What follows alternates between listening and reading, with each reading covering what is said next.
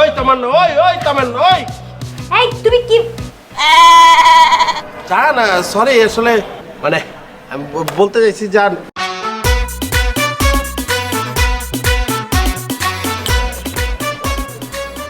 তোর ফোন কই? তোর যে আমি 1000 ফোন দিছি, না ফোনটা ধরস না ব্যাক করস। তোর কি কমন সেন্স নেই কোনো মাথায়? ফোন কিছু নাই, খেয়াল করে নিবি। খেয়াল তো করবি না। তোর জন্য যত টেনশন সব তো আমার। তোর ভাই যে ঘরে বয়ে রয়েছে টেনশনের অভিনয় করতেছে, ঠিক? তোর একটু ভালোবাসে না। তোর যদি ভালোবাসে থাকে এই আমি, তোর জন্য ইমোশন কেয়ার কারো থেকে থাকে এটা আমি। কই যাস না যাস তোর সব কিছু তো আমি জানি। তোর যদি কিছু হয়ে যায় সবাই এসে তো আমারে ধরবো। করস তো একটা প্রেম, কই গিয়ে কট খেয়ে থাকস, কে ধরে তোরে মাইট দেয় এদিকে আমি জানি। তোর যদি সমস্যা থাকে তুই আমারে কবি, আমি তোর জায়গা করে দেবো। তা না তুই কই ঘুরে বেড়াস আর কখন পর্ব তোর জ্বর উঠে মাথা করে পড়ে গেলি, তোর কে উড়ে নিয়ে আইব? হ্যাঁ তুই বুঝস না কি হয়েছে? ব্যান্দার মতো চুপ করে রেছিস কেন? ক কিছু। না ভাই ঠিক কইছো। আমি একটা জিনিস খেয়াল করে দেখছি, আমার ইমোশন আর কেয়ার কেউ বুঝুক আর না বুঝুক, তুমি ঠিকই বুঝেছ।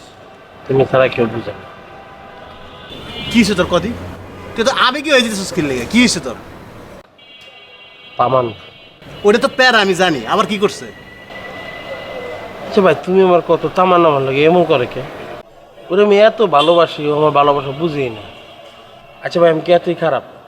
আমি তোর মন থেকে ভালোবাসি। 2 দিন পর পর দাওয়াত খাইতে যায়, আর খালা দেহে, আর মামা দেহে, আর চাচা দেহে, আর 14 গোষ্ঠীর মধ্যে কেউ না কেউ দেহে, দেখে বিয়ের প্রস্তাব দেয়। অস্ট্রেলিয়া, আমেরিকা, এই জায়গা সেই জায়গা, এত বিয়ার প্রস্তাব। ওরা কইলাম আমি মানা করতে, ও আমার লগে উল্টা রিয়েক্ট করলো। কে মানা করবে? তুমি কি করো? তোমার কি আছে যোগ্যতা? হ্যাঁ রে, তুই কি কষ্ট আছিস? তোরে দেখা আমার আরো বেশি কষ্ট হইতেছে। তুই আমার দেখে কিছু শিখস না? আমি তোর এতদিন কিচ্ছু শিখাইতে পারলাম না। আচ্ছা আমার কোনোদিন দেখছস কোনো মায়ের পিছে ঘুরতে, কোনো মায়ের লোক কথা কইতে? কেন দেওয়াস না কদি? দেখছি তো ভাই, আমি তো প্রত্যেকদিন দিই তুমি লেডিস টয়লেটের সামনে দাঁড়াইতে হবে। আরে লেডিস টয়লেটের অপোজিটে জেন্টস টয়লেট আছে, ওখানে আমি যাই।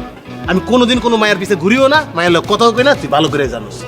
আমি একটাই ডিসিশন, আমার বাপ মা আমার যে এনে বিয়ে দিব, আমি ডাইরেক্ট ওখানে বিয়ে করব। শোন তোর একটা বুদ্ধি দিই, তুই তামান্না একটা ফোন দে।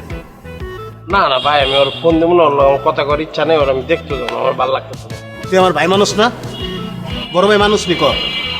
এখন ভাই করে একটা ফোন দিবি, ফোন দিয়ে ইচ্ছা মতো মনের খাইশ মিডিয়া 10 মিনিট গালি দিবি। গালি দেওয়ার পরে কবি যে আমি এই তোমার মুখ আর জীবনে দেখতে চাই না, তুমি আমার সামনে কোনোদিন আসবে না, তোমার সাথে আজকে আমার ব্রেকআপ। আর ওর কথা মতো তুই ওর কবি, তুমি যা না, তুমি কবি না, তুই জান নামে গে আমার। ভাই তুমি তো একটা ভালো বুদ্ধি দিছ। আমি যদি ইচ্ছা মতন ওরা গাইলাই, আমার দুঃখ কষ্ট সব চলে যাবে। দাঁড়া আমি এখনই ফোন দিই। এখনই দে।